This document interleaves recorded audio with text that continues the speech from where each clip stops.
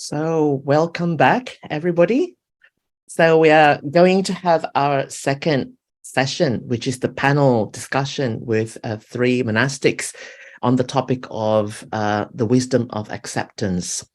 But before we start the panel, I would like to express my apology on behalf of Venerable Nalaka, who is unfortunately unable to participate in the panel discussion today. But very kindly, he has recorded a 10-minute message on a video from where he is at the moment. He is living in a remote area somewhere near San Diego with no internet connection, very little patchy internet connection, and also no electricity.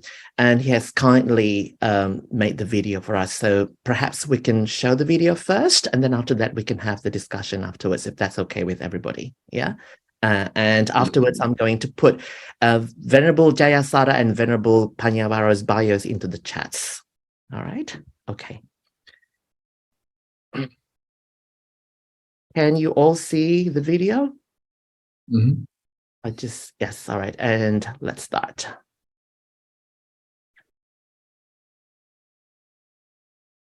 Namo tassa bhagavato arahato samma sambuddhassa.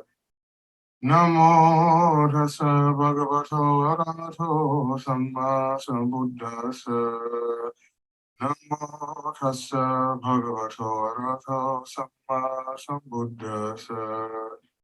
Buddhang dhammang sanghang namassa.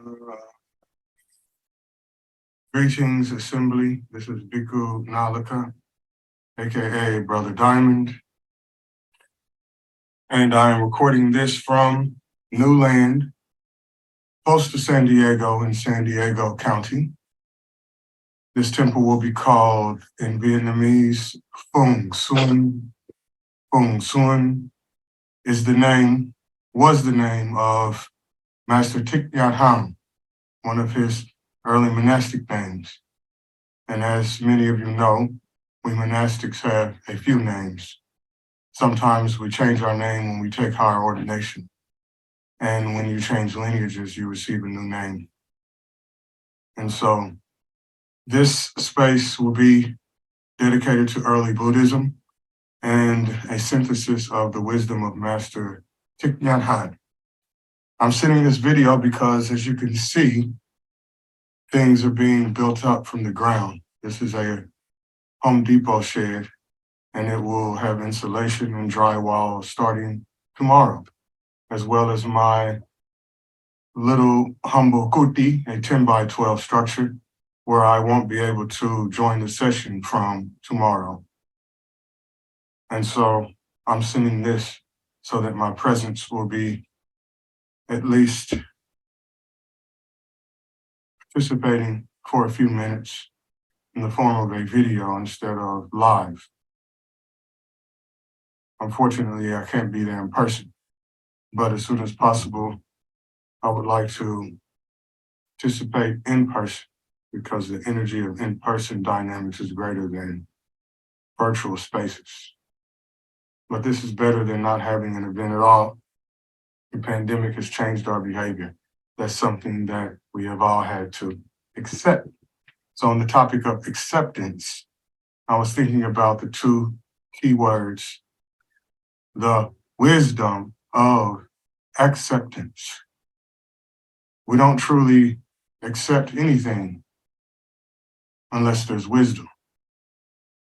We tolerate, but we don't accept unless we understand. And there's no understanding unless there's wisdom. And so in this very moment here, I've had to accept life without electricity, without modern amenities we take for granted. Yes, I'm able to take a hot shower, thank goodness, because of propane technology. Crude old technology, fossil fuel technology, but nonetheless, I'm grateful for it. Otherwise, I wouldn't be able to charge my phone and tablet to be able to record this. And I wouldn't be able to have a hot shower, though I'm okay with cold showers as well. They are beneficial. But it's nice to take a hot shower and to be able to wash the dishes mindfully with warm or hot water. But in any case, I've had to accept the absence of modern conveniences that we take for granted. There's no Wi-Fi, so I'll have to send this with data. Accepting reality as it is. And then there's peace. And only without the wisdom component. That is a mental formation. There is no true acceptance. For the last 6 months, I've had to accept practices that I wouldn't necessarily engage in because I participated in a winter retreat at a Korean community. I had to do a lot of Amitabha chanting, which I don't particularly feel inclined to do. But I found a way to be peaceful in that situation because I asked to participate in the retreat and then later had to accept through wisdom all of that, all of what that entailed. That experience of being out of my comfort zone among my fellow Theravada practitioners.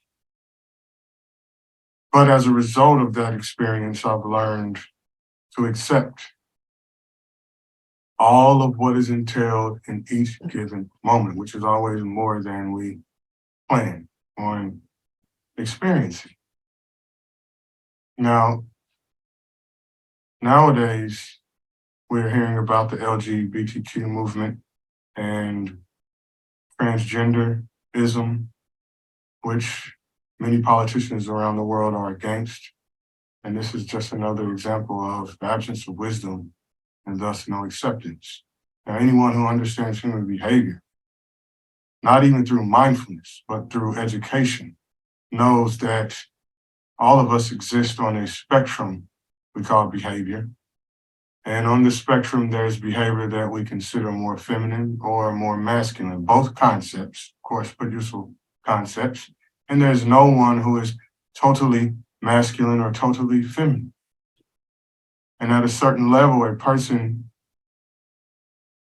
is considered more bisexual in the sense that what they are seeking is already actualized within them. The feminine and the masculine principle are harmonized in such an individual. This doesn't necessarily mean bisexual, romantic, or sexual proclivities. As Paul Brunton pointed out, they're very wise men. But it means on the spiritual path that a person becomes bisexual in the sense that those two aspects, the feminine and aspect force principles, are harmonized. And thus there's no more seeking needed at all. That's on the spiritual path. Now in the world, that expresses itself in the form of romantic and sexual proclivities directed at the same sex for some individuals. And that's something that we'd be wise to accept because love is love in its various modes of expression. Now, as monastics, we choose to express love unconditionally, totally, and that takes cultivation for most of us, so that we love unconditionally, that we have goodwill unconditionally, first and foremost towards ourselves, and then towards others. So I figured that I would share directly from my current experience of accepting this shabby existence, which is actually typical monk in the time of the Buddha. Shabby and austerity. Austere conditions characterized the life of monastics then, and it still does now for many of the high forest monks and other forest practitioners. But most monks nowadays have electricity and they don't have to use propane technology. So this has been an ordeal for sure. But in line with the topic, it has allowed me to contemplate deeply this matter of acceptance and the wisdom associated with acceptance. Now, I didn't want this video to be too long because I have to use data to send it. Don't have Wi-Fi yet. But I hope that these few minutes, actually less than 10 minutes, will inspire you all to look deeply into the situation you find yourselves in, and to know whether or not, and you will know whether or not you are truly accepting reality as it is, based upon how you feel. You can do that by tuning into the body, Satipatthana, and the body will not be calm and still if there's no acceptance.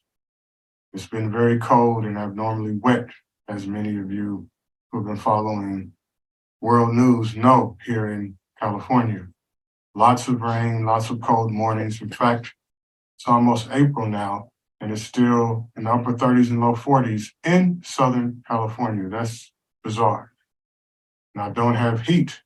So instead of fighting with Mother Nature, I've embraced Mother Nature and I wear layers. In fact, I have a shirt under this hoodie and this thin robe, and I have a cloak, which I use during meditation, and 2 blankets and a sleeping bag at night. That's how I've been able to adapt. But more importantly, the acceptance component is the most important aspect of life. I can't control the weather, so I must accept the weather as it is. The wisdom allows me to do this because I know that the weather is not an absolute self. There's no selfhood in nature. There's the water element, the fire element, the space element, the consciousness element, me and other beings percipient to nature, etc. Nowadays, we use more sophisticated scientific nomenclature, but those 4 to 6 elements that the Buddha articulated are still relevant. Now, likewise, in the person, there's no absolute male or female. You wear certain clothes and people will consider you masculine or feminine, a male or a female. You're born, most of us, with a definite trait, phallus or yoni, or some people are androgynous, hermaphroditic. But most of us, we can look down and know, oh, we were born with this particular sex, but that doesn't mean that we have a set gender. It doesn't mean that we are 100% male or female.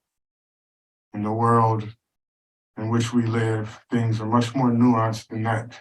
You look at the animal kingdom and you'll see bizarre behavior. You'll see exceptions to the norm. And the norm is just a pattern that has existed for a long time, but that's not absolute either.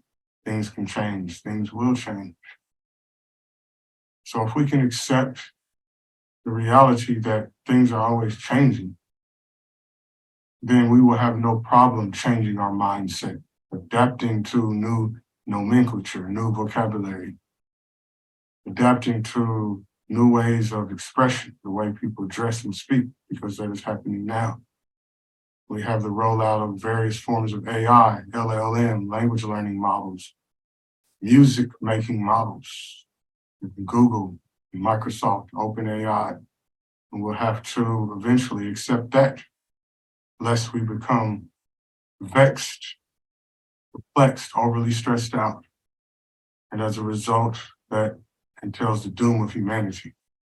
But I think we can do better than that, and we can use this particular example of more and more exposure of the LGBTQ community as members of humanity, no matter how different they may appear to be at times. We are all one humanity. And we better examine ourselves to see the reality of selflessness, but at the same time, know that it's okay to express our temporary selves in particularly novel ways. And that is okay as well. We don't have to go around saying, oh, there's no self, so I'm not identifying as a man or a woman or as bisexual or as queer, transsexual, etc. We don't have to use those terms. But since we live in a world where people use these terms, where we have an identity expressed through language, vernacular, then we must learn how to navigate wisely and in navigating the world wisely, there's acceptance of who we are as we are, always changing, like everything else. The mindscape is always changing. The landscape is always changing. So take these words to heart from Bhikkhu Nalaka. And I love you all dearly. I wish I could participate live on the panel with Bhante Gunaratana and Bhante Jayasara, but I send this instead. Sadhu, sadhu, sadhu, anumodami. May you all be happy, healthy, and peaceful.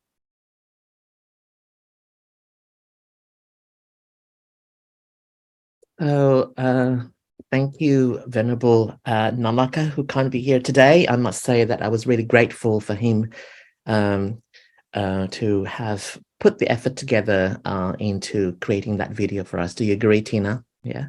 Yes. So over to you, Tina, who's now going to facilitate the panel discussion with Bhante Jayasara and Bhante Gunaratana, who are both here today.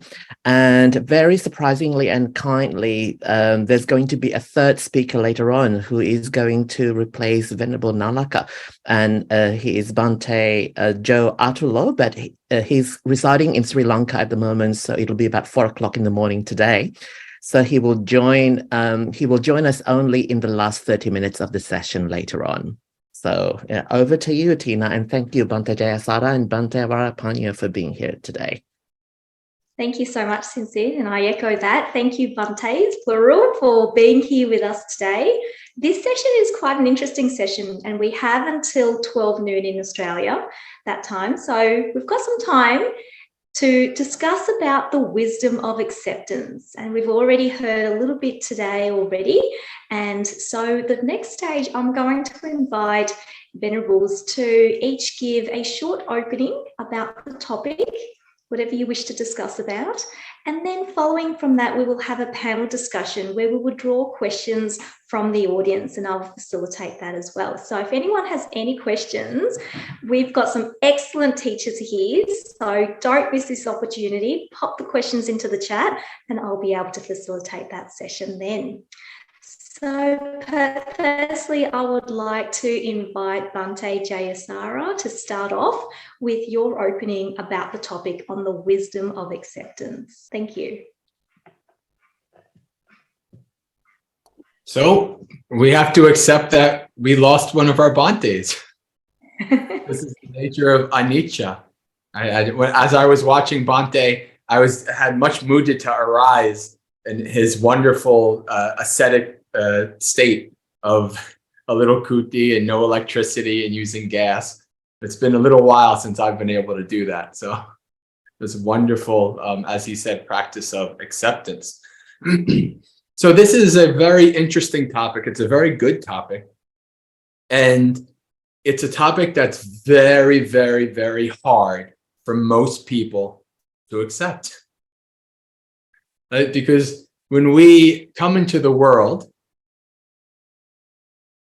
we don't really kind of like how the world is. We don't like, we see things and it doesn't seem right. We go through what the psychologist, I forgot the psychologist's name. He nicknamed it the messianic phase. This is the phase of, when we go through when we're our late teens, early 20s, where we just realize we finally start to see the world as it is, and we're like, why didn't our parents and grandparents fix this thing? What the heck is going on here? Why is the world? Well, we're gonna have to fix it.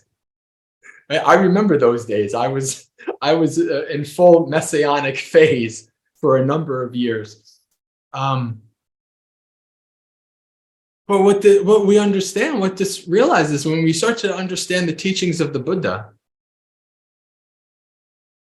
what you start to see is, this is actually the nature of the world. What does the Buddha tell us? Everything is anicca, impermanent, unstable, undependable.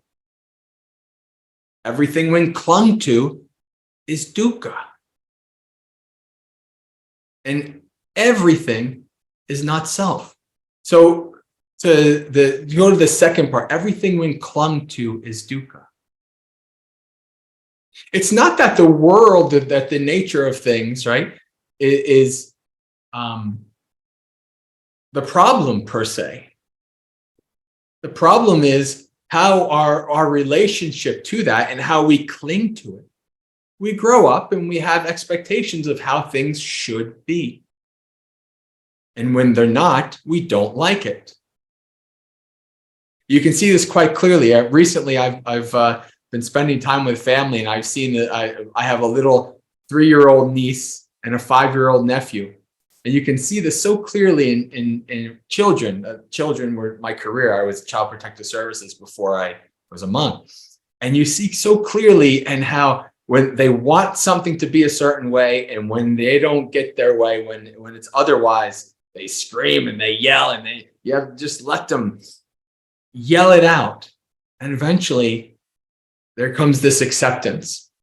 And that's what we do as practitioners. When you follow the Noble Eightfold Path, you start to develop the wisdom. When you start to, as the Buddha said, yata bhuta jnana dasana, to see things as they are with wisdom, then you start to understand, okay, this is what I'm working with. I'm working with this world where every single person, including myself, who I'm ever going to meet, interacts with the world with greed, hatred, and delusion. And I'm working with a world where everything is unstable and undependable. How am I supposed to fix this world? How am I supposed to do this? Well, the answer is you can't really. That's the answer. This is why you have the wisdom of acceptance. You understand, well, this is the nature of the world. And then you start to work on yourself. You start to develop yourself. And then one of the many, many, many counterintuitive things about the path is the more you let go, the more you develop yourself, the more help you can be to other people around you. It's an amazing thing. So we go about it the wrong way. We go about it the way is we have to change the external to fix the internal. But it's actually the opposite. You have to change the internal to have any hope of fixing the external. If you read the ancient texts, if you read the suttas, you see that even the Buddha had limitations. Right? The Buddha, one of the qualities of the Buddha is that he is the uncomparable trainer of those who can be tamed. What does that mean? The Buddha can't tame everybody. You read the suttas and you can see there were people who were even monks under the Buddha, and they screwed it, they messed up somehow. Right? There's in the Mahaparinibbana Sutta, after the Buddha passes away, barely even 2 hours, there's a monk that says, all right, the teacher's gone. He's always harping on us about all these rules. Now we don't have to follow any of those rules anymore. Right? So the Buddha himself knew that this is the nature of things. That this is the nature of the world. When all beings are full of greed, hatred, and delusion, there's only so much you can do. So you start to be able to let go. I was heavily involved in politics almost my whole life. I was in parties and laws and all kinds of things like that. Heavily involved in the world, trying to do good things in the world. Every job I ever had was a helper job. So I've had my own experience of trying to, if not change the world, at least try to make it a little better. And, if more of us did that, that would be a good thing. But one of the problems is that we don't realize our limitations, and we don't have realistic expectations of what we can do. That's the problem. Especially if you work in a job like I did, Child Protective Services, you just see people burn out all the time. Because people want to help. But they don't know how to do it skillfully, wisely, in a balanced way. And they can end up causing more harm than good, which I have done in my life. This is one of the reasons why I do bring some caution to things like, compassion and empathy and wanting to do things. There's wisdom is very important, the wisdom of acceptance. And until you gain the wisdom, you won't, it's hard to see, because we only work with the world. But when you start to transcend the world a little bit, then you start to have that peace and contentment and clarity of mind that allows you to do what you can in the world. No matter what we do, we will die. Eventually, everything that we build up will cease, will fall apart. And that's another level of acceptance. Knowing that whatever you do, you can't expect it to last forever. And so I think I've talked enough, and this is a good topic. I'm glad we're having a panel. I'm glad people are going to be able to ask questions and we can discuss together. So I'll give it off to the next speaker. Thank you so much, Bhante. That was excellent. I really like that opening, and it comes from a different perspective on this very important topic on the wisdom of acceptance. So now I'm going to invite Venerable Varapanyo to now give his opening about the topic before we move into the panel discussion. And again, I'll invite anyone who has questions to pop that into the chat. Thank you.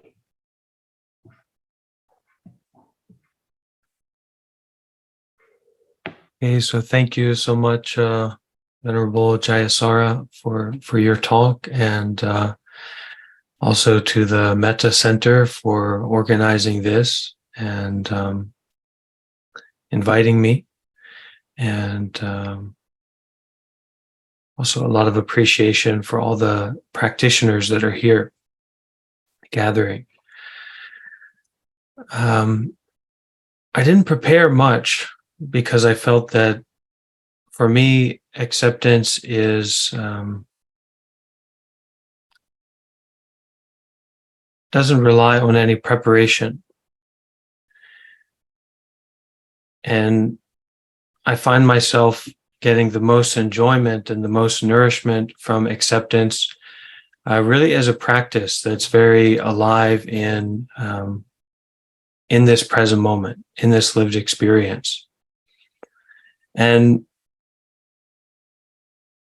it seems to be quite serious, but not in the usual way of seriousness of, well, even birth and death, right, is a very serious situation, and sickness and old age, and this real true person and a real true story that is making mistakes or getting success, right, or developing or falling back or moving forward.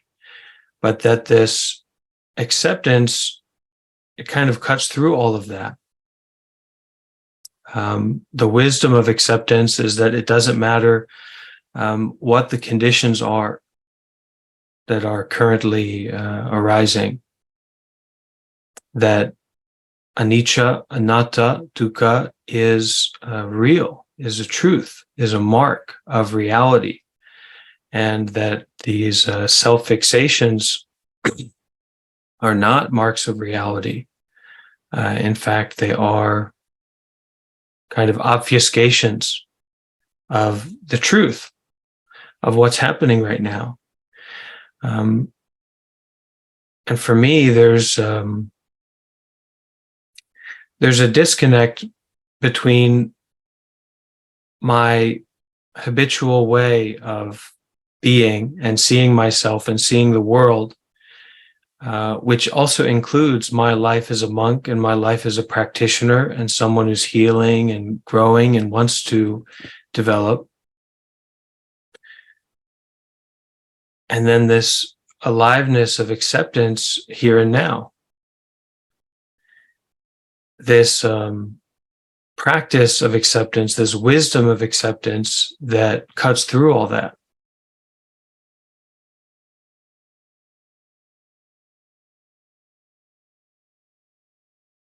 I've had experiences mainly as a monastic of being in Southeast Asia and being in quite ascetic conditions. And I have to say thank you as well to Brother Nalaka, Bhante Nalaka, who spoke. I really enjoyed that as well.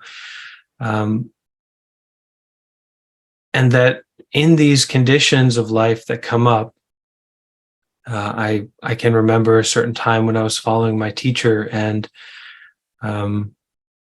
it was so hot and so muggy, the humidity in the air, and very hot, and I felt sick. And we were on this long journey on a bus, and I was getting motion sickness, and it was packed full of people. People were making noise and smoking, and this journey didn't seem to have a clear end. It wasn't a clear destination. No one spoke English, and there's no place to get my bearings really, except to accept and to let go and to be there and to endure those conditions. And there's so much wisdom in that, to endure and to accept rather than to rely on self-fixation,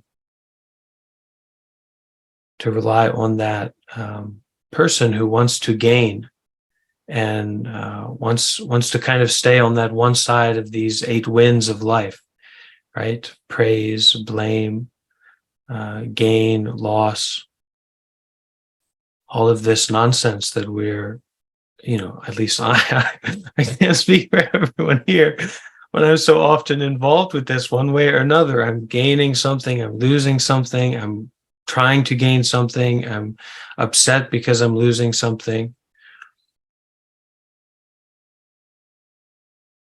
And somehow this thing, this acceptance and this wisdom of acceptance is so accessible, so clear, so alive, so workable here in the present moment, so fundamental to my spiritual life and what I aspire to. And yet it's so fully beyond that striving, that struggle, that attachment to improving myself, to being this particular version of myself.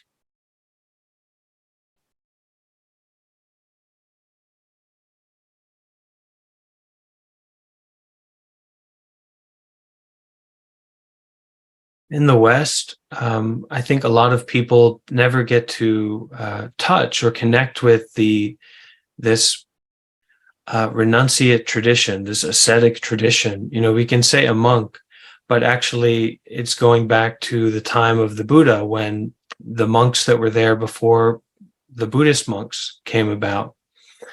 And it's so empowering to know and to feel this connection to living through a willingness to let go, a willingness to accept, a willingness to detach, rather than a willingness to grasp, and to survive through that, not only as a spiritual practice, but as a material way of life, of to detach. And that is what you should to do, and you must to do, is to detach and to abandon and to let go, to renounce, right? To leave home. And what's most precious for me right now is this practice of acceptance as a leaving home of this self-fixation, of this real true person in a real true story, whether it's good, whether it's bad.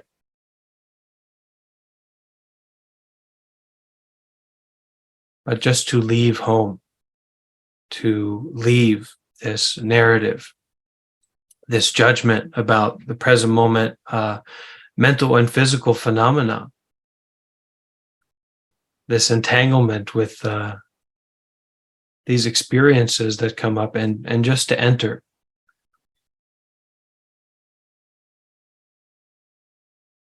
So for me, that's the wisdom of acceptance that I'm kind of taking refuge in right now and enjoying a lot. So thank you for letting me share. Thank you so much, Venerable. Thank you for going with the flow of what arises for you in this moment on this topic. So I'm now bringing Bhante Jayasara into our panel now, and I invite you to unmute yourself and we can start. Okay. Okay.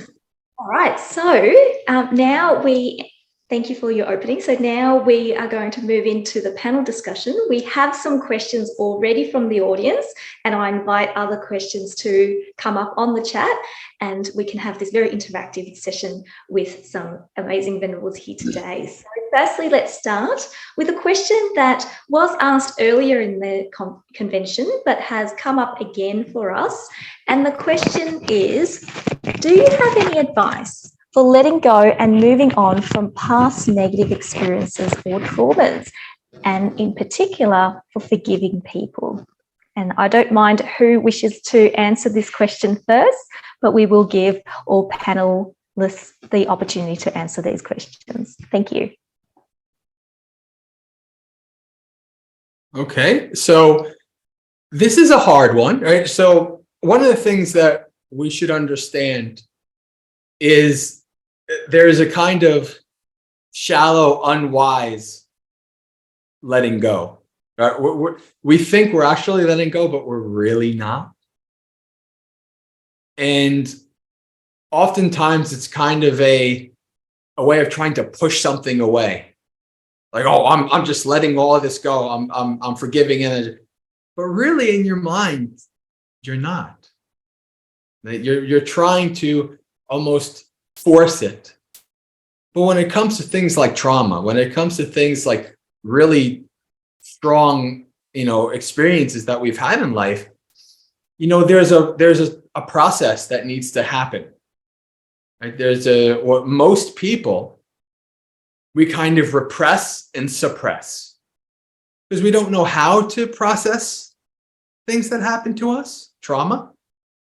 And we will go towards drugs, food, sex, whatever we're doing, we're trying to avoid it.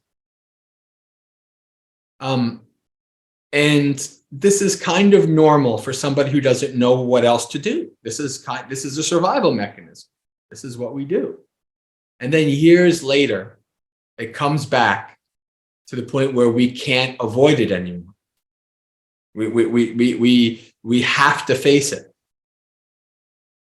And that's where the wisdom of acceptance comes in.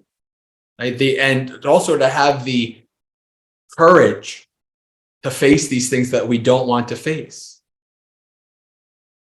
Like our traumas and things like that. And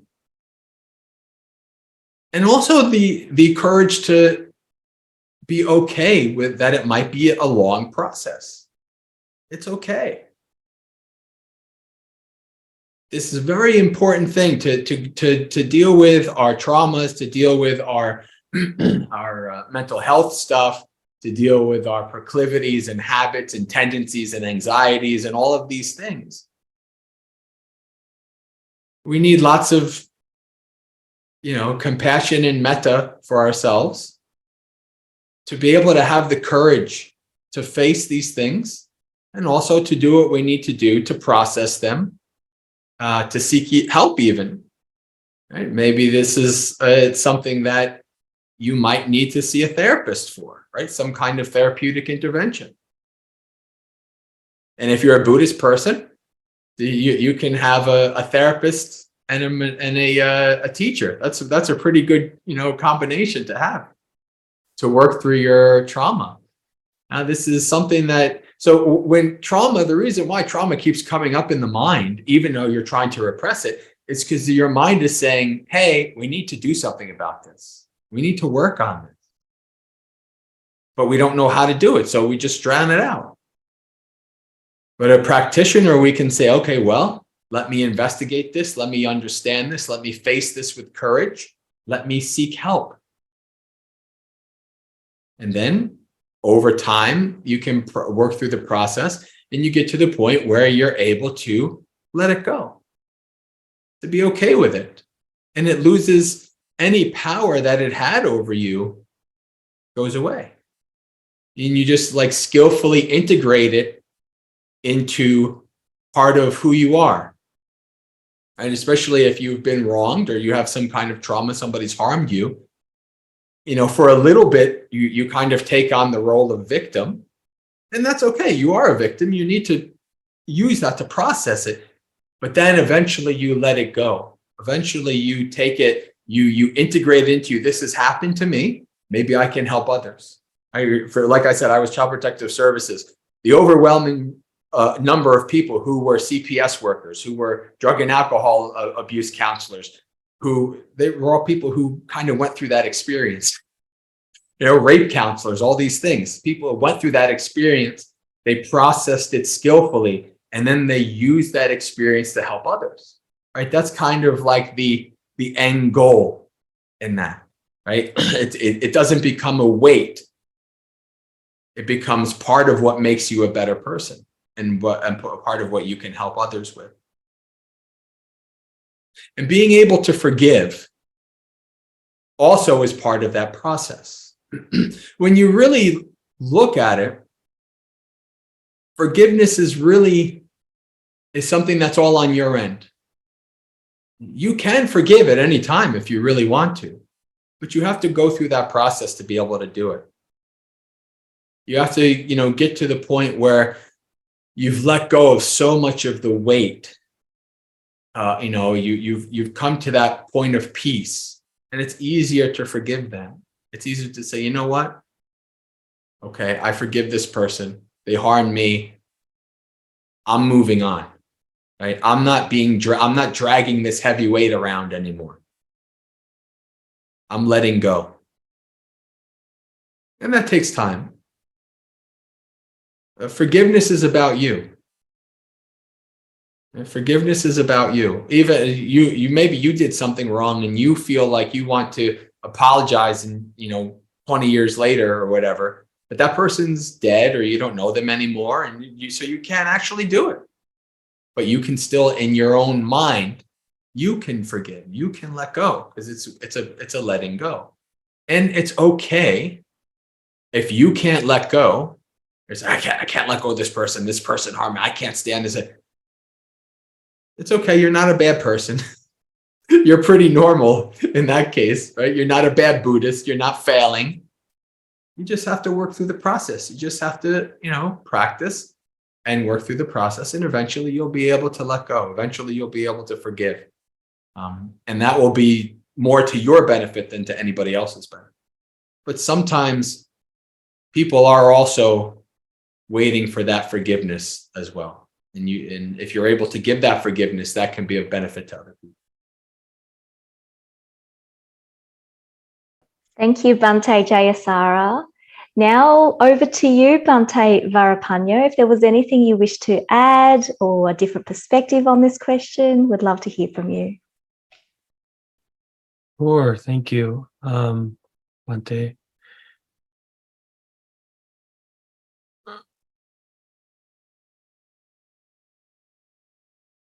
Taking a full spectrum approach is really important for healing from trauma.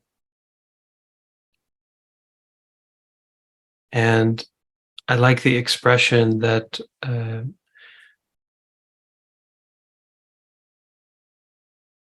you don't really need to go to the doctor unless you're sick.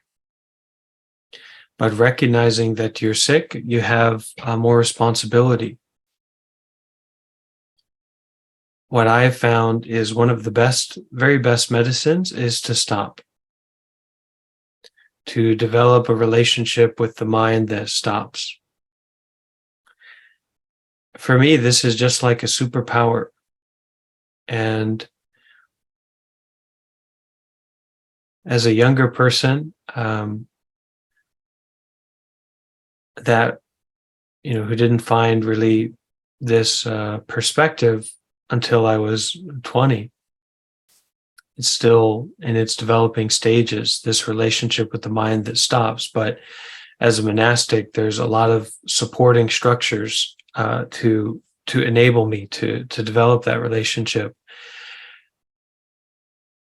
But when I can experience that mind that stops, or that mind that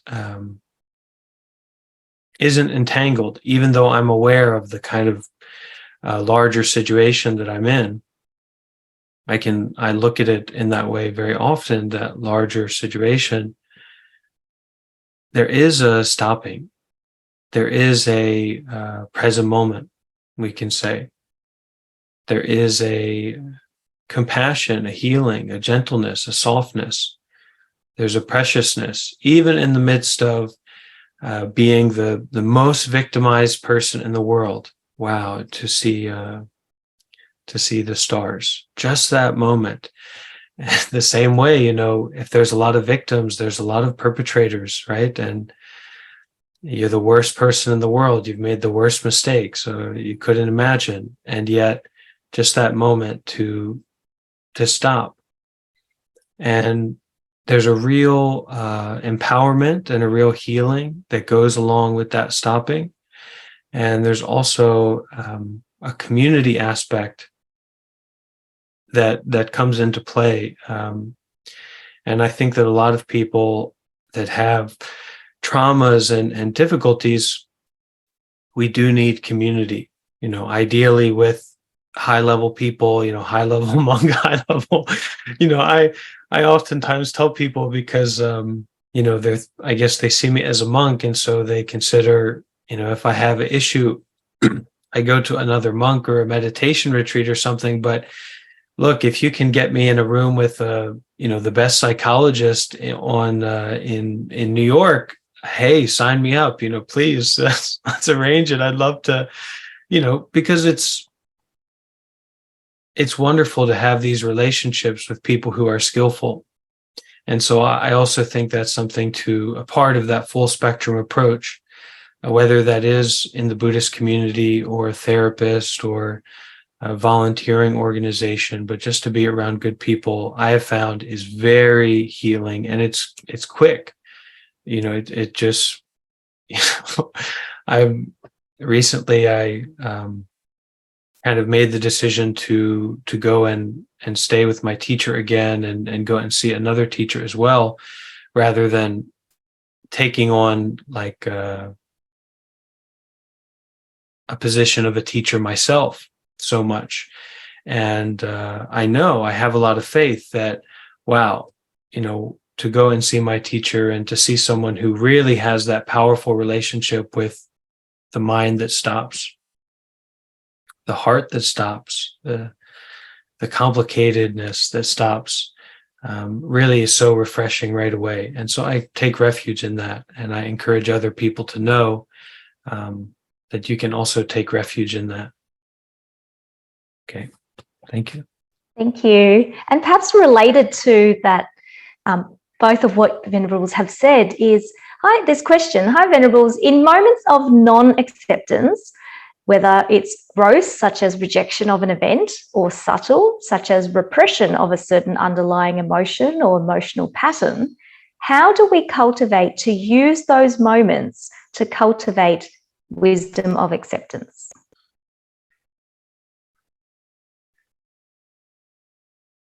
Okay. So in an experience like this, one of the things that's very important is what the Buddha called patient endurance. The Buddha says, Kanti paramang tapo titika. Patient endurance is the best practice, is the highest practice.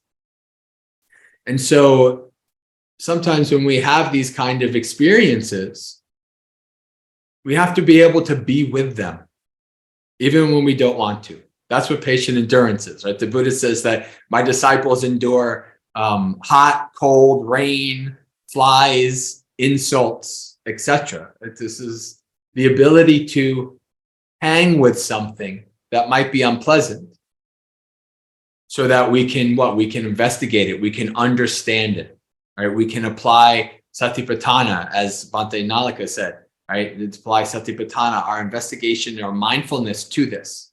Let me understand this, right? So moments of non-acceptance. Okay, why am I not accepting this? You investigate that, like a criminal investigator following the clues. Why am I not accepting this? Let me see. And you do that over time, over many, many instances, so when you do it the first time, you might not actually be able to see. But if it's something that keeps coming back and you just keep investigating, you keep understanding it, then you'll see, oh, okay, this is why. And the more wisdom you understand about that situation, then you can accept it.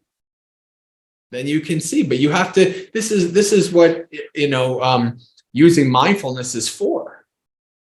There's 7 factors of awakening that, when developed, leads to awakening. The first is mindfulness. The second is investigation of all phenomena, investigation of Dhammas. So we have to understand. That's how we understand things. We don't just sit there and follow our breath and hopefully magically stuff comes to our mind. That's not how it works. You investigate. You follow the clues. You look. You see why. You ask why. Why am I not accepting this? Why am I fighting against this? Why am I causing myself so much suffering? That's a question I've asked myself hundreds of thousands of times, maybe in the last 20 years, all the time. Why am I causing myself so much suffering? Why am I doing this to myself? I don't know why. It's because I'm not wise enough yet. I'm not there yet. So I keep, it's like, what's that thing like, the kids do is like, why are you hitting yourself? Why are you hitting yourself? Like, why do I keep causing myself so much suffering? Why am I doing this to myself? Investigate, understand, question. And you need to develop some patient endurance to be able to do that, to be able to sit with unpleasant things. That also is part of the practice. And you're able to sit with those unpleasant things, then you can understand those things that are arising, and you can follow the clues and gain the wisdom to react to those situations in the future in a better way. Thank you, Bhante. Bhante Varapanyo, anything to add? Yeah.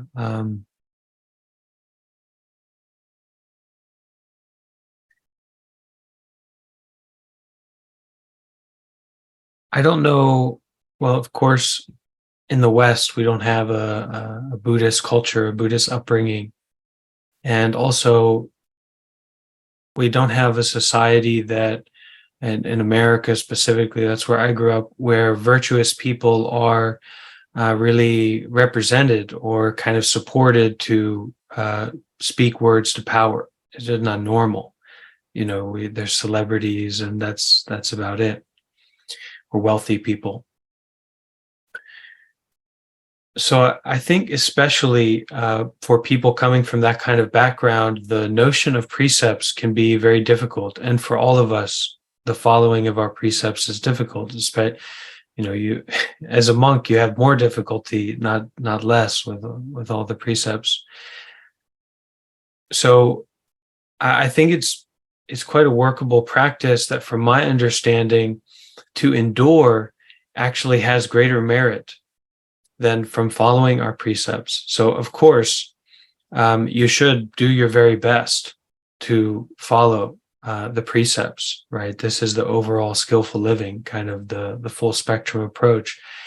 But the difficulties that are going on and coming up, kind of those things that you want to get rid of by following your precepts, to endure those and to face them and to be with them, is actually a very high practice. And it's something that if we can make use of in the proper way, there will be really powerful effects that go along with that. So yeah, to endure is a very high blessing. Thank you, Bhante. Now, the next question is related to what you've just spoken about. So perhaps I can invite you to answer this question first. This is the question. Do you have any additional advice for practicing acceptance while also standing up against major injustice?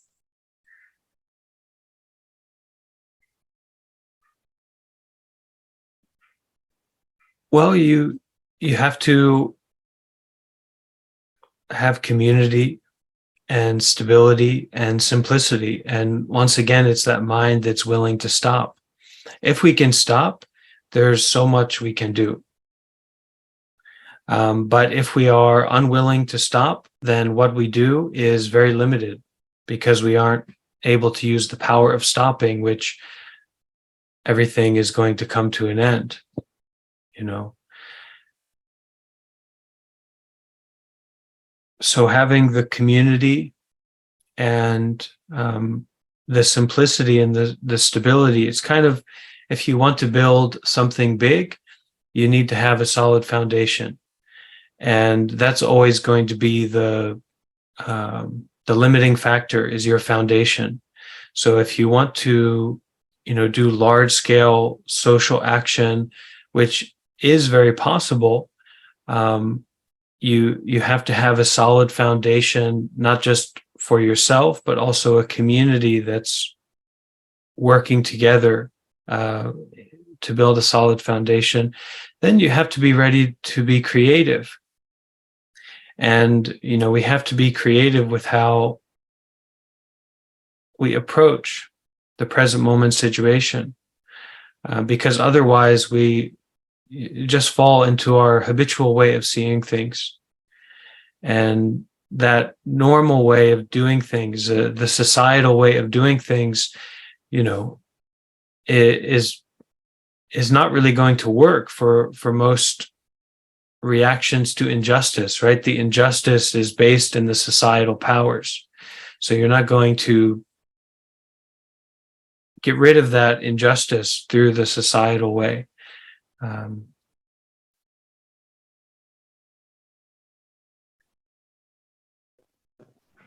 Yeah, that's what I can share about that. Thank you so much, Bhante. So, Bhante Jayasara, how do we balance the two, practicing acceptance while also standing up against injustices?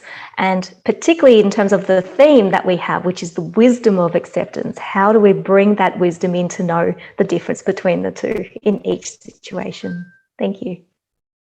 So what I would say is, the first thing is you question, well, is this major injustice, or what is this? What is going on? Really question it, really understand.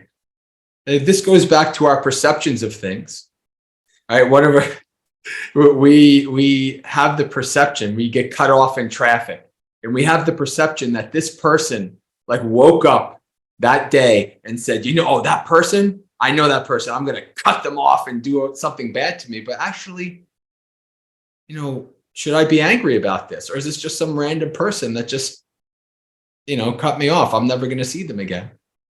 And when we have things that happen to us, we should really kind of question our perception and question is this something real?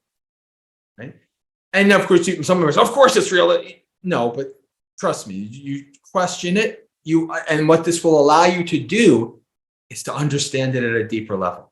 And then also, it's good to do your research and things like that, researching something that's happening from multiple perspectives, multiple ways and understandings, to try to understand something from all the different angles.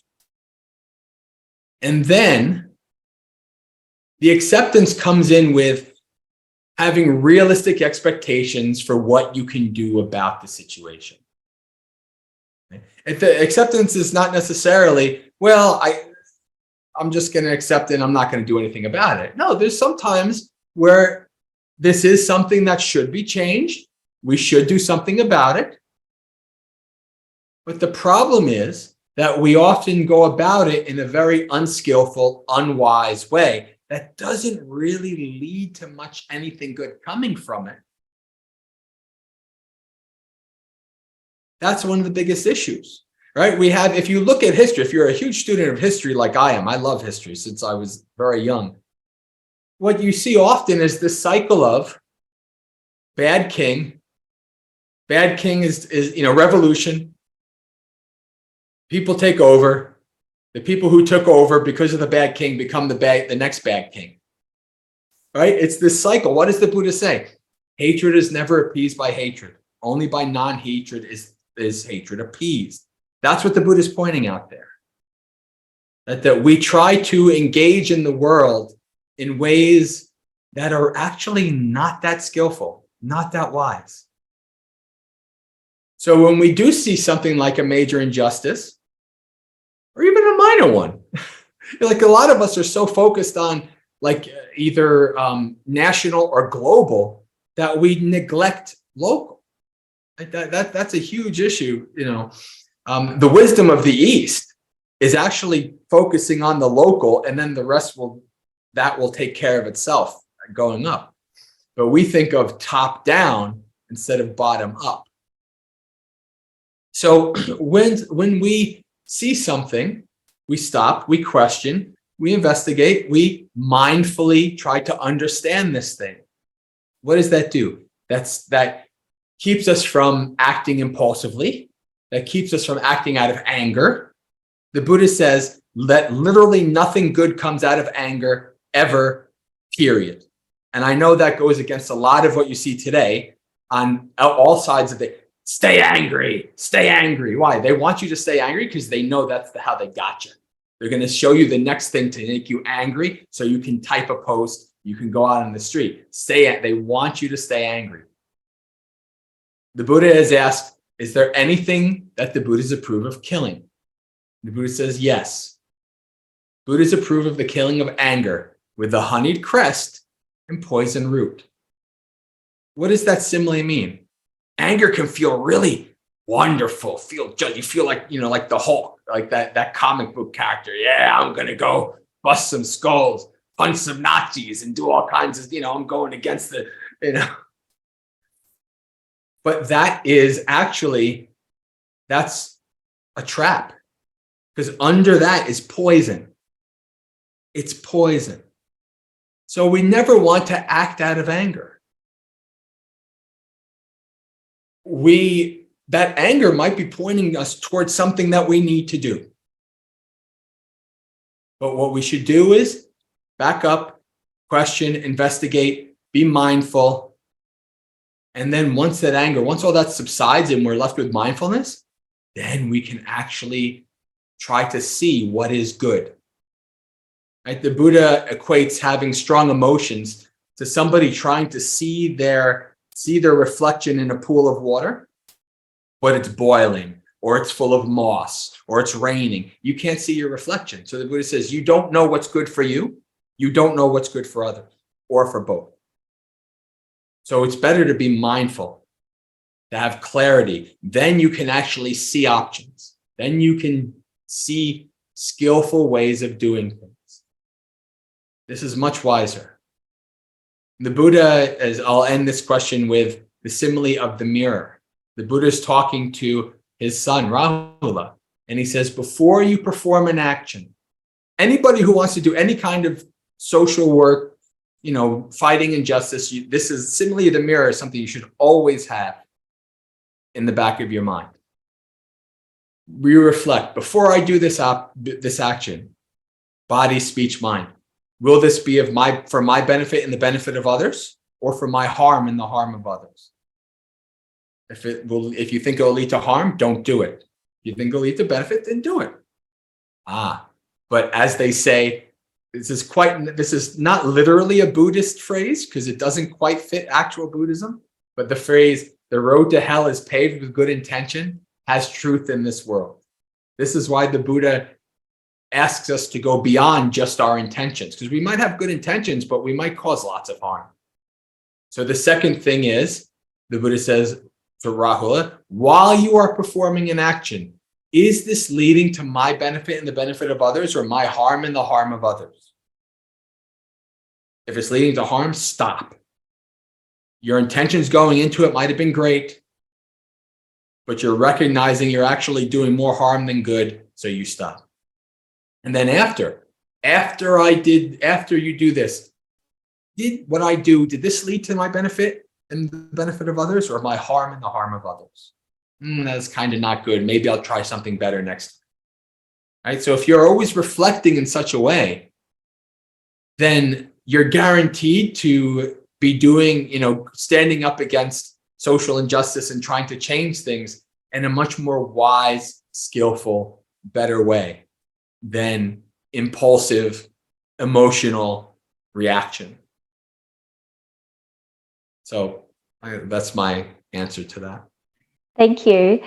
Bhante Jayasara, you were just talking about questioning our perception, and that's related to another question that we have from the audience, which is our perceptions of the world is distorted by our own mental formations and mental objects. Can you please talk a bit about the wisdom of acceptance of ourselves?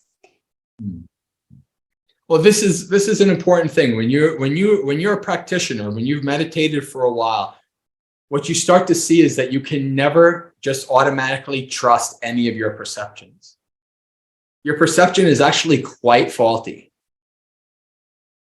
It's not that it's always wrong, but that it can be wrong. But what you notice is that you actually just accept your perceptions. You never question them. You perceive a certain situation, and a narrative comes up about that perception, and then you just go with it. You just, oh, wait a second. Maybe I'm wrong.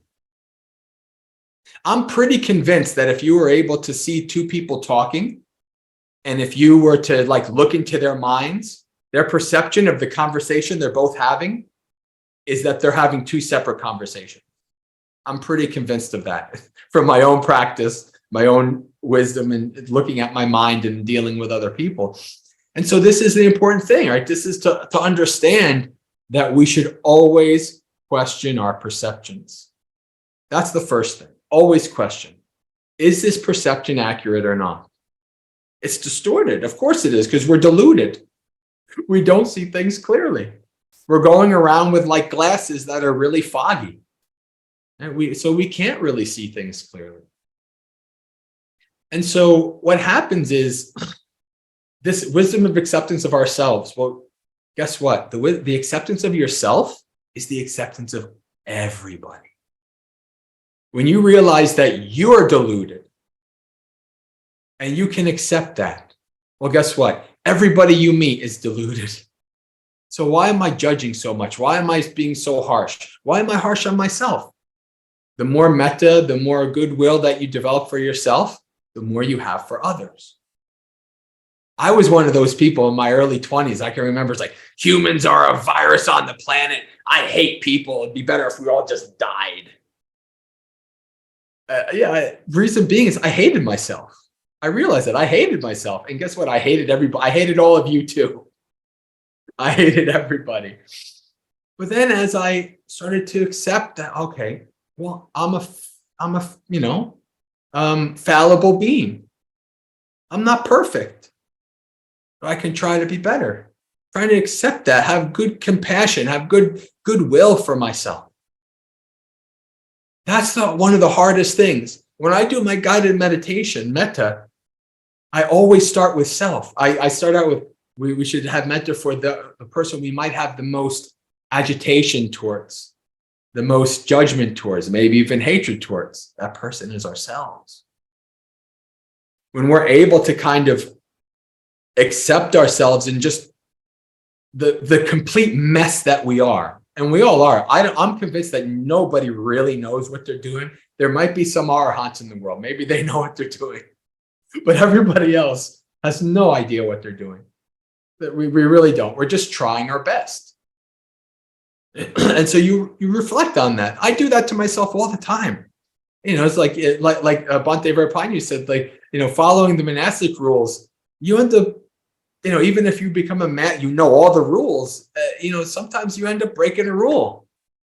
And you could be like, oh, you're such a horrible monk. You should disrobe. Or you should be like, no, I'm trying my best.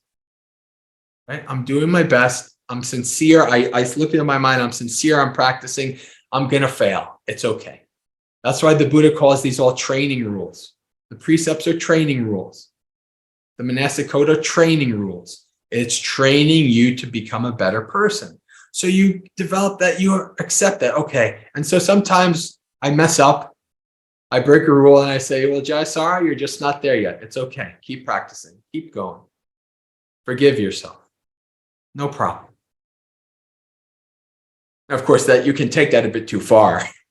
You could just be totally unskillful and totally just off the rails. And I forgive myself. Then you're really unskillful and unwise. But there's a wise acceptance, a wise understanding of whoever you are, whatever you are. You're the product of various causes and conditions. Right? You're the product of karmic causes and conditions, your past actions. You're the product of environmental, social, all these causes and conditions that lead to this being that we call me. And, I want to improve this being. I want to be better. I'm not just going to accept, I'm just okay how I am, because the Buddha doesn't say that, and I don't agree with that either. I mean, to a point that's okay, but if you're trying to better yourself, no, you're not okay just how you are. Right? You want to be better. You want to develop yourself and become a better person. And that's a good thing. But we do have to kind of have that acceptance of where we're okay. We become okay with where we're starting. I'm starting from this point. I'm deluded. I'm ignorant. I'm full of cravings, full of human, I'm in this human body that has food drives and sex drives and this drive and that drive. And I'm supposed to go against all of that? Good luck. Good luck. Well, it's okay. Let's do it step by step. And so accepting yourself is very important in that regard. To be okay, to be okay with where you're at. Wherever you're at, whoever you are, you just be okay with that.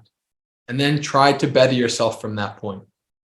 That's the only way you can progress, go further, is to start with that acceptance of yourself. And when you accept yourself, you accept others. Because we're really not all that different. Really, the mind is very similar. Right? We have different proclivities and tendencies. But really, the mind, we all have greed, hatred, and delusion. And we're all working from the same basis in that regard. So, I see our Bhante has joined us. Thank you, Bhante Jayasara. Bhante Joe has indeed joined us. We're just waiting for him to connect his audio. So while that's happening, perhaps over to you, Bhante Varapanyo.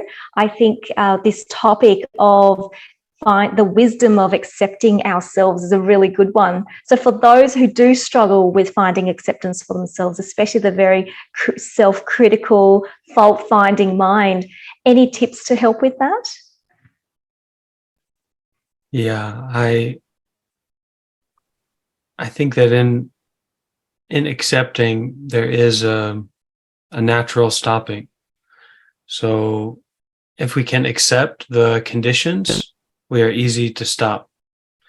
Maybe we are in the city, or most of us haven't been in the jungle, but we are going through the jungle and it's hot and we are tired and we're trying to get to our destination. But if we can accept the heat, or accept to really be aware of what's happening here and now in the body, in the present moment experience, which is quite vivid and unusual in many ways and unique in many ways, then this self becomes more transparent. Right? We can see through the habitual energy, we can see through the judgment and the story, and we can see the present moment experiencing in a more gentle and accepting way. And just to be patient with all of these things that come up. And don't be shy to stop and just accept present moment experiencing as it is right now. Okay. Wonderful. Thank you so much, Bhante Varapanyo. So Bhante Joe, welcome. Welcome to the Metta Convention and welcome to the panel. Just want to check that you can hear us. So then we receive, of course, the message that says Bhante Joe is now connecting to audio. So Bhante, can you hear us? Yes, now I can hear you. Wonderful. Thank you so much for joining us. Very good. We have been having a wonderful discussion about the topic on the wisdom of acceptance. We've talked about questioning our perceptions. We've talked about wisdom of acceptance of ourselves. We've talked about how to balance acceptance and wanting to make changes when they're in the face of injustice. So we've had great questions from the audience. How we are doing this at the moment is I will pose the question to the panel, and the Venerables can take turns in answering the question if they wish to, and we can have that dialogue. So welcome. Thank you.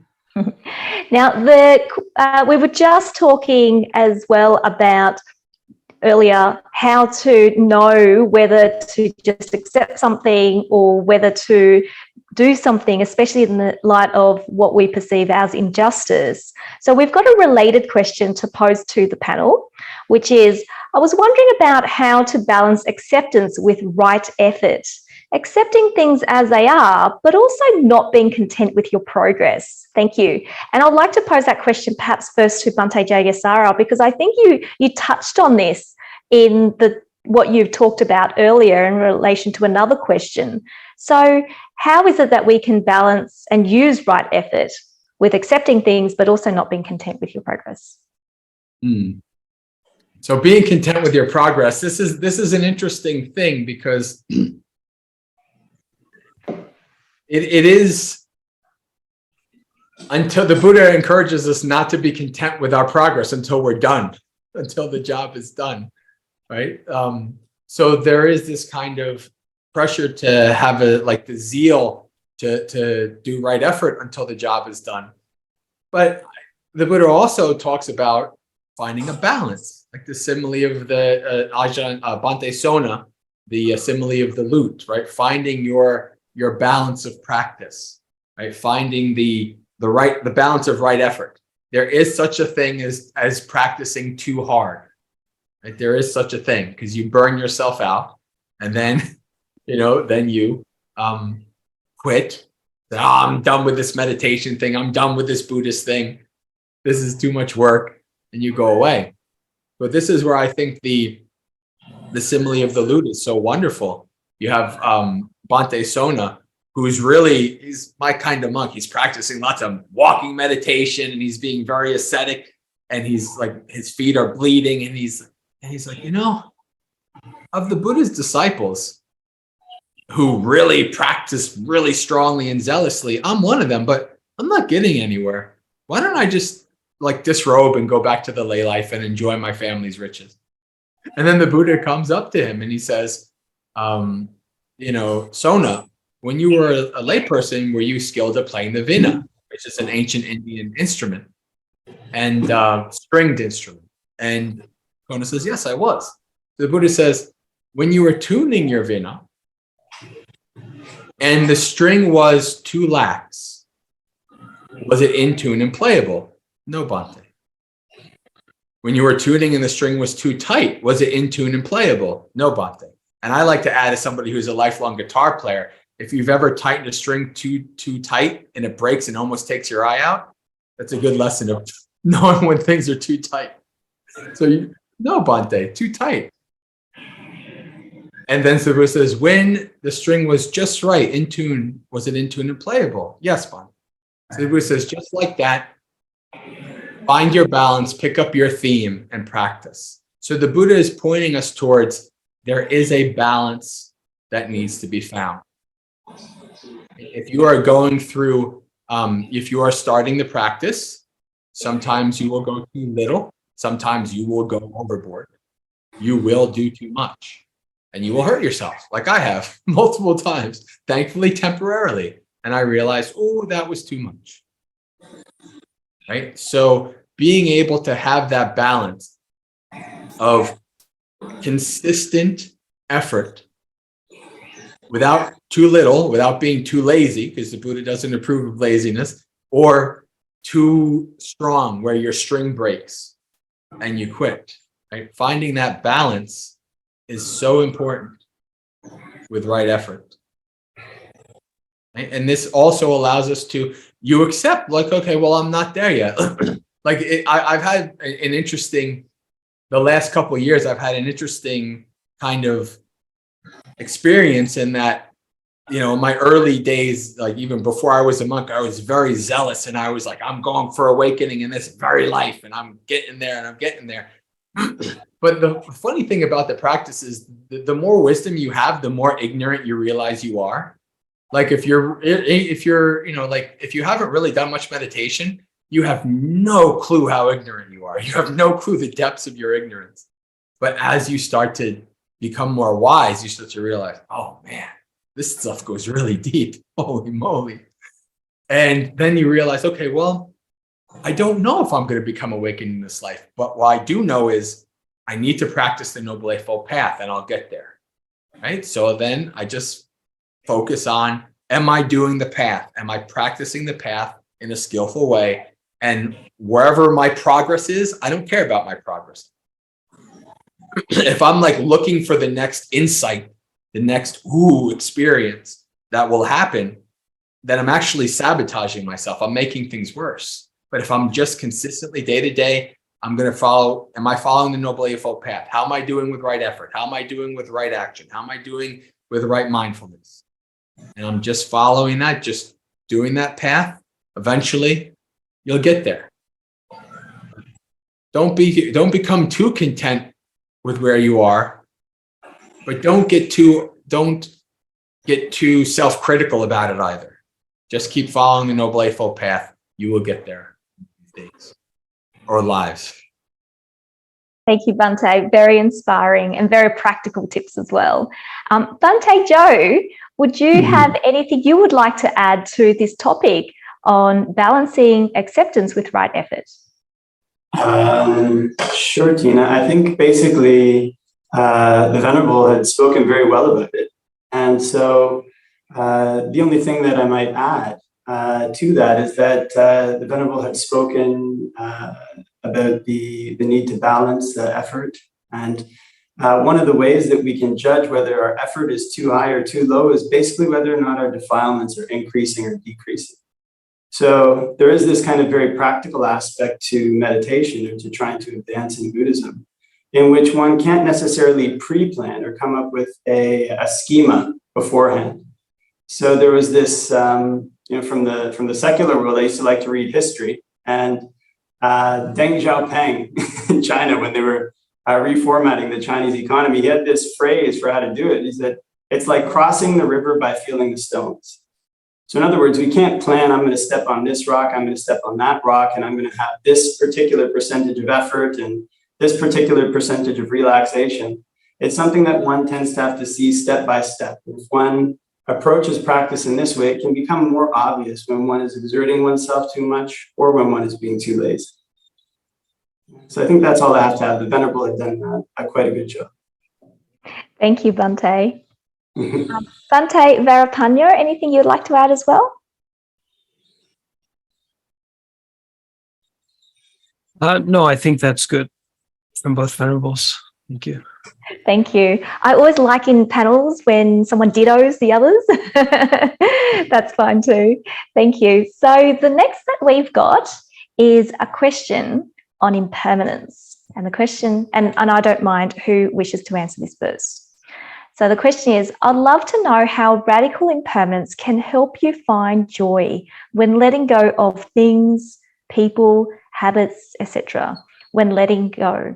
So how do we transform the suffering of letting go into pure joy and oneness?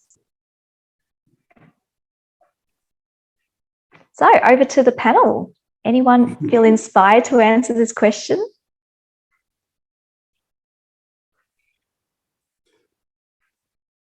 I feel like I've been taking a bit too much of the time, so I'm going to let the other Bhantes go first.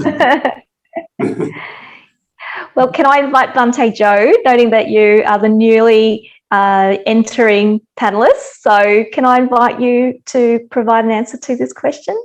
Sure. I'm from Canada, and we tend to be a little bit demure. So,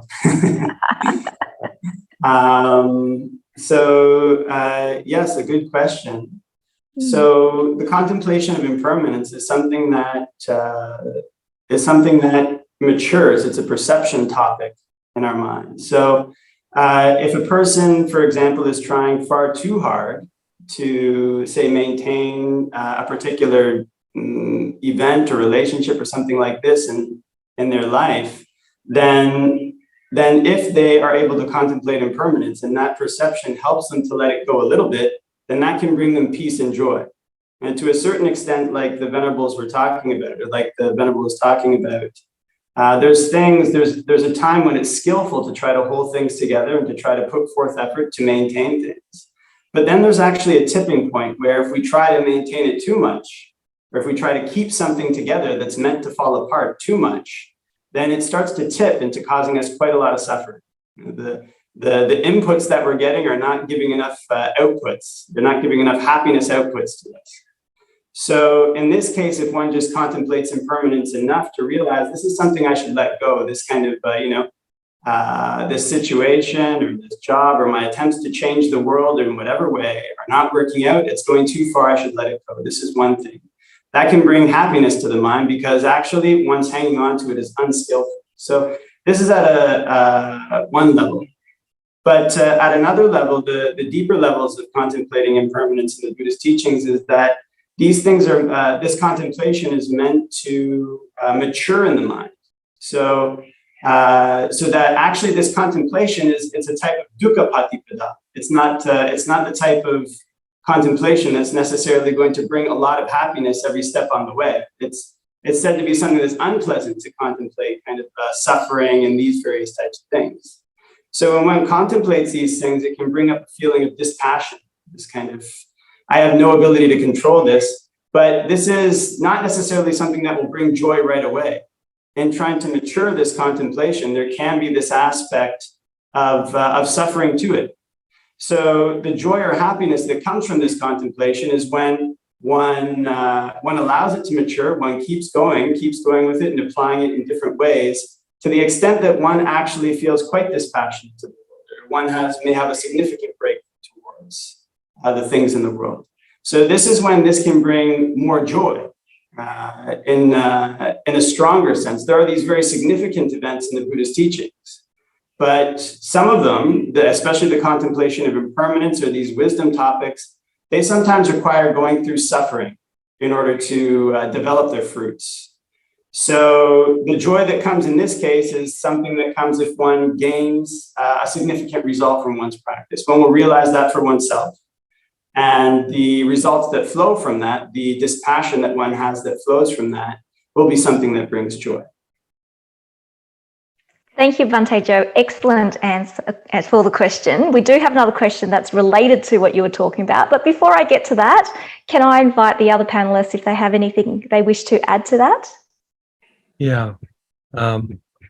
Generosity. So we practice generosity and we are willing to let go of something that is valuable to us. And you experience joy. Another person will experience joy. And I always find it very interesting how just that kind of the access point to the path, which is dana, generosity, is also connected very deeply to detachment or to this insight, into impermanence, dispassion. So you can practice generosity and also to try giving things up. Maybe not that one particular thing, but just to give away and to let things go, and giving them away is one of the easiest ways to do it. Okay. Very good. Thank you. Great message about generosity, a very important practice. Bhante Jayasara, anything you wish to add? One of the things I would say is actually, if you're doing it right, letting go is not suffering.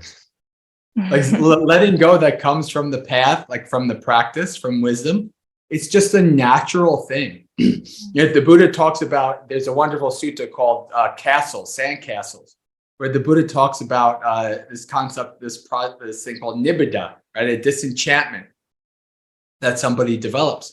And he says it's this, kids are like on a beach making sand castles. So this is such a wonderful image of kids in India 2,600 years ago making sand castles, but I quite like it. So they're making sand castles, and the Buddha says that when they have much care for the castles, they protect them and they mold them and they keep them well, but then they don't care about the castles anymore. They destroy them, right? And so the Buddha says that this is kind of like, as you develop wisdom on the path, it's just like those castles. I don't care about it anymore. You just let it go. You just abandon them. Thanissaro Bhikkhu, Ajahn Jeff, has a wonderful thing that he uses the example of a child. And somebody, if you've had children, if you worked with children, you know this very well. When a child has a toy, they love it. If you go on a trip and they don't have their toy with them, they'll scream, "I want the toy!" It's like, so they want the toy, but eventually, what happens? They either get a new toy and the toy that they love just sits in a box somewhere, or they outgrow it and it just goes away. And it's not that they have disgust for the toy. It's just that they let it go. It's just a natural letting go. And that's what happens on the path. It's not something you have to force yourself to do. But actually, Bhante Gunaratana was brought up a very wise practice. And it's something that I actually did myself. I did a practice, what I called the purge. Now, I named it the purge before they made these movies, these horror movies called the purge. But what I would do is, as I was, it was a 4-year process between when I decided I probably wanted to become a monk and I became a monk. So I had bills that I had to give, car payments. And so I went through this whole process of gradually letting go. And I developed this thing where every 4 or 5 months, I would kind of like be around all my stuff. And I would, pick up something and I would like look at it and I just feel it. And I was like, do I need this? Or can I let this go? And I would watch, I would observe. I could feel that there was like a string attached, like something was attached. I can't let this go. I can't. And it's okay. You just put it aside. You're not ready to let it go. And something else comes and you're like, do I need this? No, not really. It could probably help somebody else. Maybe I'll give it away. Right? And then you give it away. And you might still feel there's still a part of you that doesn't want to let it go. But, maybe 20% doesn't want to let go, but 80% is like, okay, we're ready to go. So you might feel a little bit of sadness, but it's okay. You let it go. Right? And then something's like, why am I holding on to this for like the last 10 years? I need to get rid of this. Right? And so I would do that over every 4, 5, 6 months over the years. And I would just see that I was just lessening my bag. Like we carry around our physical possessions, all our mental possessions. It's like we're carrying around in this heavy backpack. And letting go is lightening that load, right? We're going through the world lighter. And that lightness feels good. Right? This joy that arises is a joy that comes from letting go naturally out of our own accord, not because we're forced. If we're forced to, or we're trying to willpower ourselves to let something go, then yeah, it's going to be suffering. It's not going to be pleasant. But as we gain our wisdom, as we practice letting go, then it becomes easier. Then we can let go. Because what I would notice is maybe 6 months later, 6 months later, I'd have that thing and that I really couldn't let go. And I was like, ooh, I can feel like I can see 20%. I'm ready to let it go, but I'm not quite ready yet. Okay. And then the next time, oh, you know what? I can let this go. And I'm going to let it go. It's still maybe going to be a bit painful, but mostly I'm okay. Mostly I can let it go. And I do. And so it is a very good practical thing that Bhante Gunaratana gave as a practice to do. And I highly suggest it because it's something I did. You can see that kind of process of being able to let go. It's hard to let go of things in our mind, right? Our likes and our dislikes and things like that. It's much easier to let go of most of the junk that we keep in our house. So you start with something small, something that you can let go of. I remember I was teaching a retreat and I was talking about letting go and impermanence and things like this. And this woman's like, I have a husband and children. I can't let go of them. Like, well, I hope not. You have responsibilities towards them. Don't let them go. But there's things you can practice letting go. Small things.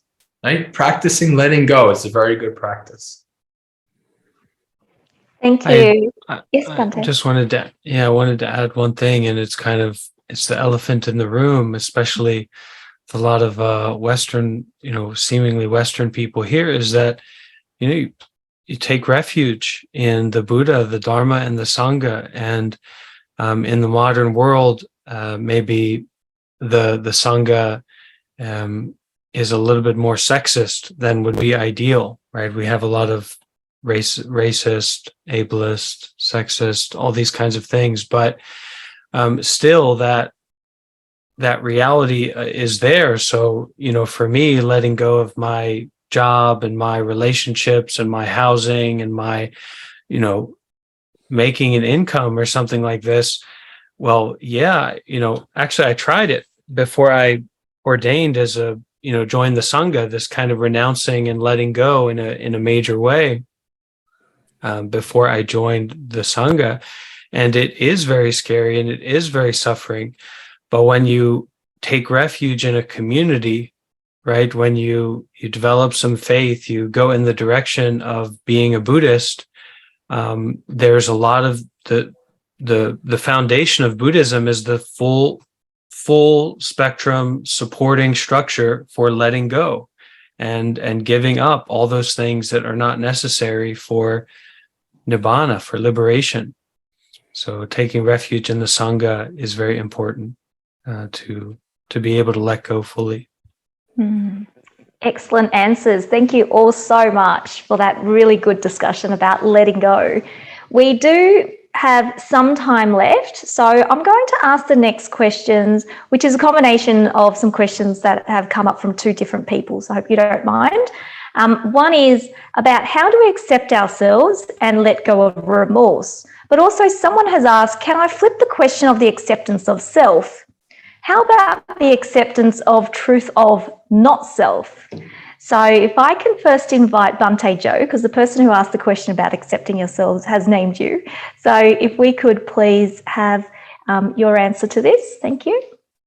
Sure. So just to clarify the question, could you repeat the question again? There were two of them. Yes, of course. How do we accept ourselves and let go of remorse? And also flip the question around to how about the acceptance of truth of non-self? Actually, I think there's more like three questions in there. Okay, so in terms of accepting ourselves and letting go of remorse, the first thing is to acknowledge that remorse comes from when we feel we've done something bad and we want it to be otherwise, and we tend to dwell on that. So there is a good aspect to remorse in that it can remind us not to do something bad. But the amount of time that we dwell on that should be actually very small. It's kind of, the Buddha usually criticizes dwelling in remorse, but he praises what they call hiri-ottappa. So when we do something bad, if we have something bad in our past that we've done, something that we regret, it's enough to just acknowledge that, I've done this was bad, and I won't do it again. And then try to direct one's mind to the present moment. And also to try to be aware that when this thing comes up in the future, I won't do it. So also to try to set up a kind of sati for the future, so that one is aware of the situations that might lead one down the same path that caused one remorse in the past. So in terms of accepting ourselves, the kind of acceptance or the healing of these kind of painful memories happens when we don't react out of a habitual tendency that comes from the past. If we're in the future and the same situation arises or a similar one, something like this, and we don't repeat it, this can help quite a lot with healing. The second thing is basically just this kind of remembering that there's nothing that I can do to change the past. Once the past is finished, it's totally done. And so it's impossible for me to go back and rework it. So one has to basically accept it and try to move on. So one's practice of meditation, especially breath meditation, to focus on the present moment, can help to train the mind to do this. Because essentially the mind's going to want to go back and keep running to remorse, keep thinking about it. So the process of letting go of remorse or accepting oneself is one of training the mind. One has to train the mind to have the right amount of concern or hiri-ottappa, like this was bad that I did this, but I won't repeat it in the future. One has to train one's mind after thinking that to return to the present moment, see what's appropriate to do right now. And one has to also train one's mind that in the future, I'm going to set up mindfulness so that if the same situation arises that keeps making me feel remorseful, then I won't do it again. When all these three things come together, then one can forget about the past and move forward. It can help quite a lot forgetting the past and moving forward. So that was in relation to that question. The question about not self, sorry, could you repeat that one again, Tina? Yes, of course. So flipping the question of the acceptance of self, how about the acceptance of truth of non-self? Right. So not self, anatta in the Buddhist teachings, basically there's a truth to it. There can be a kind of soteriological truth, but it's also a perception that one cultivates. So one cultivates this perception of not self in relation to things that one thinks one owns and one wants to control, but can't control. So as I think probably the panel has gone over, there's times when it's skillful to try to control things and skillful not to try to control. One of the important points that's been brought up in Western discourse lately is that it's also good to have a healthy sense of self. This is something I can do. You know, I'm a person that has these particular types of skills and I want to build on. But if one has this perception of self towards things external, like I'm this person who can do these things, and then one tries to do it and it doesn't work out, then one suffers quite a lot. This is when one applies this perception of not self.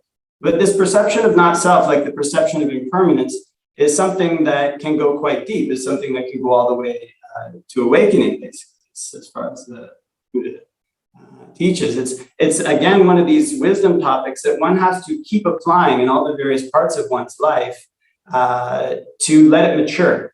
And the appropriateness of this topic can be felt if one takes it up and one really likes it, and one starts to apply it to everything.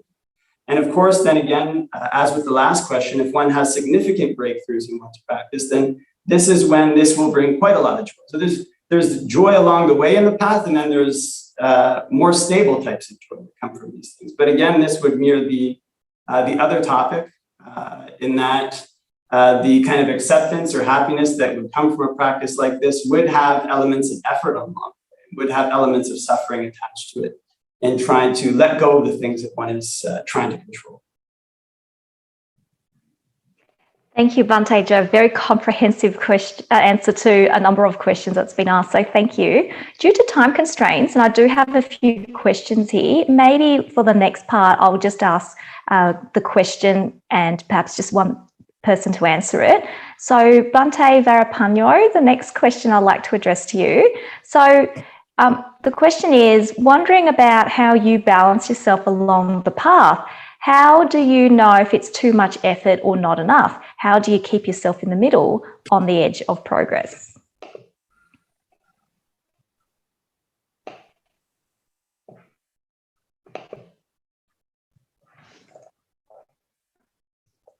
So much I found for my practice is about consistency. And while I certainly feel that I've healed a lot and developed a lot from becoming a Buddhist and a meditator, I don't have special experiences that stand out to me. Oh, that's when I, went into jhana or had this enlightenment experience or something along those lines. So I find it very valuable to de-emphasize special experiences and to prioritize this intentionality and this willingness to keep kind of walking on the path and going in the direction. And for me, since the beginning, even before I knew it, the number one direction is Sangha, is community. And that is probably an answer to a practical answer to a lot of people's situations. It's very often an answer to monks' situations. As Western monks, sometimes we go around or have a lot of opportunity to visit different places. So that focus of being around the skillful people that we can connect with is really medicinal, for feeling isolated or feeling alone or feeling, how to continue. So I find that the point to continue on is the intention and the willingness to go in the right direction. And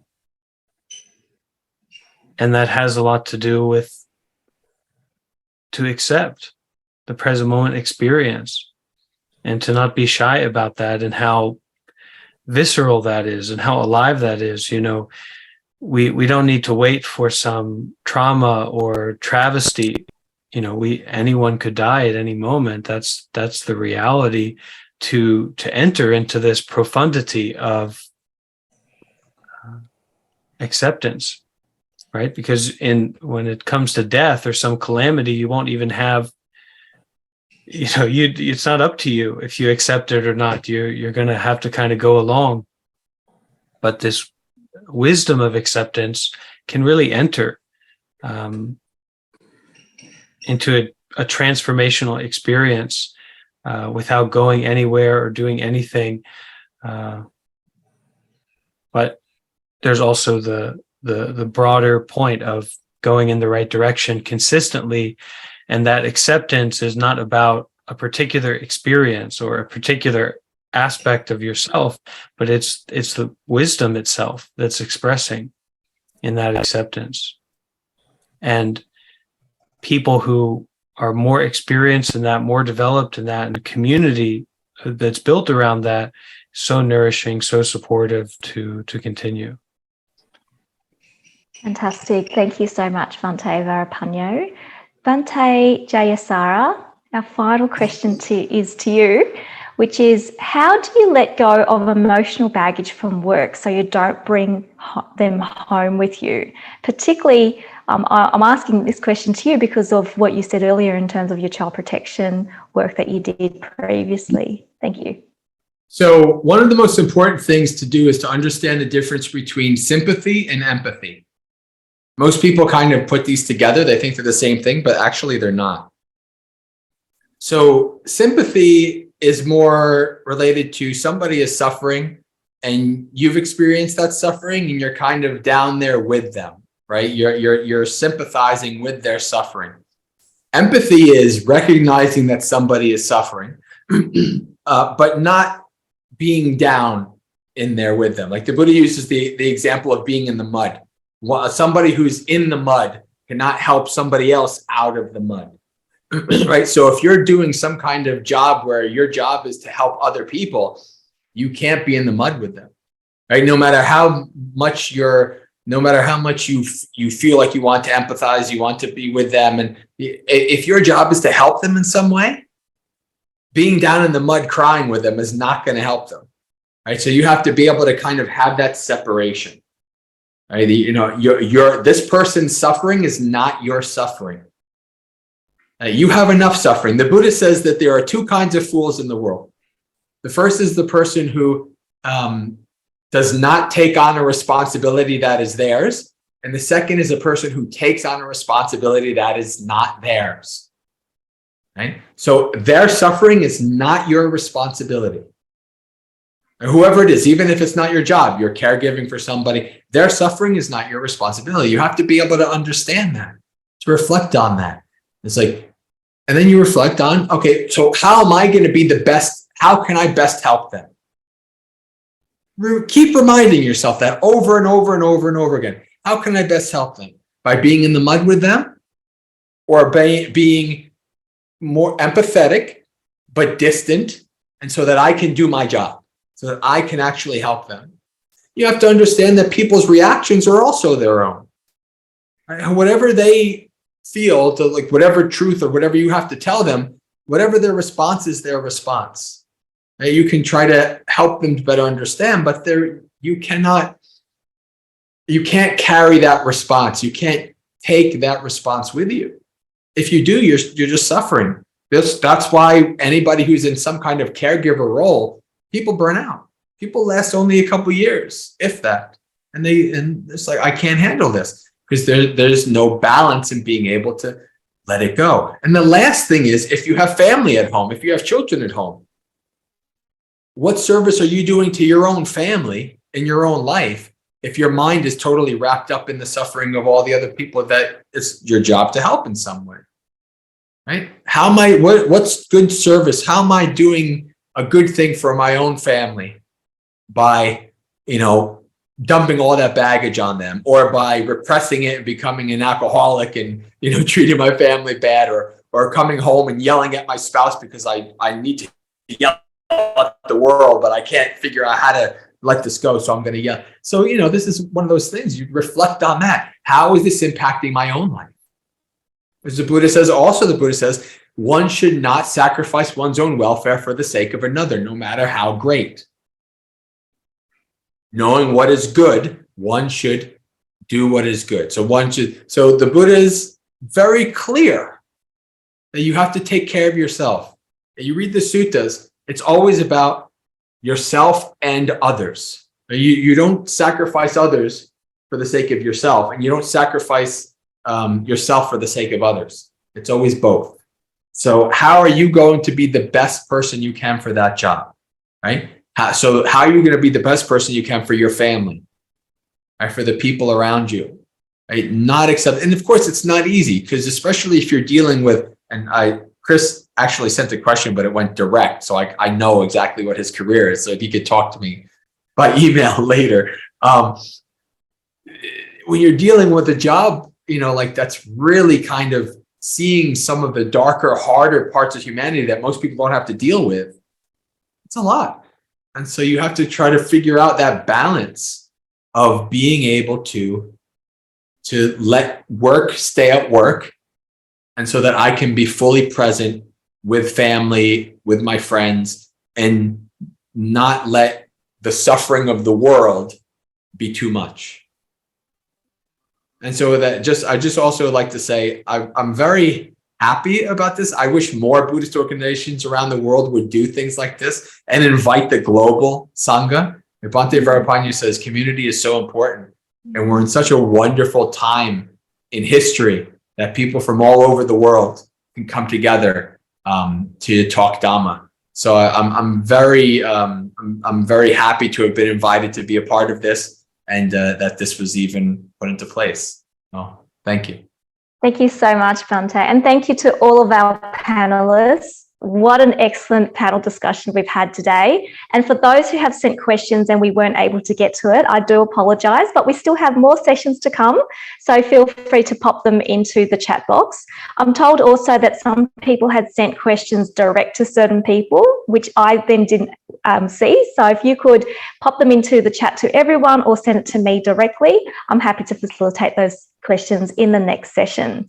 And I do echo what Bhante Jayasara said at the closing, which is this is an international forum, and we hope to create more of these conventions, one already in the works of being prepared later in the year as well. And we're going to have speakers who will be coming in person to the Metta Centre in Bankstown, as well as also inviting people who are international speakers to Zoom in. All of our sessions, such as that Metta convention, are generally done in hybrid, so people can come either in person or visit us by Zoom. So if you don't live anywhere near Sydney, that's not a problem. You can still join our community by Zooming in the way that you have today. So thank you again, everyone, so much for participating in that panel discussion. And the next session, we do have a break, but I'm told that Bhante J has kindly offered to lead some meditation and a short talk as well. Oh. So I think that that could work really well. Oh, no, wrong info. Sure. I could do a meditation, Tina. I think that what I would have covered in the talk was probably already really well covered in questions. Yep. Meditation is fantastic. It's a wonderful way to practice it. Sorry, Tina. I just wanted to add regarding the next Metta convention, we already know the dates already. It's going to be on the 30th of September and the 1st of October, Sydney time. So check the time zones. And we have some speakers who have already confirmed about this. And also, just before we have the break, before Bhante J leads the meditation, Bhante J will also speak one evening for Metta Centre on the 30th of August, if anyone is interested to listen to Bhante J's talk later on a Wednesday night in Sydney. That's all from me. Excellent. Thank you so much, Sin Sin. So we're going to have a quick 5-minute break, and then Bhante Joe, if you don't mind, just facilitating a meditation session for about half an hour, and our next session that we will restart is at 12:45. So perhaps ending the meditation about 5 to 10 minutes just before the next session to give everyone a bit of a break. Is that okay, Bhante? I think because I'm going to prepare for Pindapat, I'm going to be going on Pindapat before too long, but I could do 15 minutes. I think that might be, is that all right? Yeah? Yep, okay. Absolutely. Yep, for sure. So thank you again. So we'll be back in just a few minutes, and we'll have that meditation by Bhante Joe, and then we'll have a break and resume our session at 12:45 with Venerable CK. Looking forward to that as well. So thank you again to all of our panelists. It's been so wonderful to dialogue with you. Thank you everyone for your questions, and we'll be back shortly. Thank you.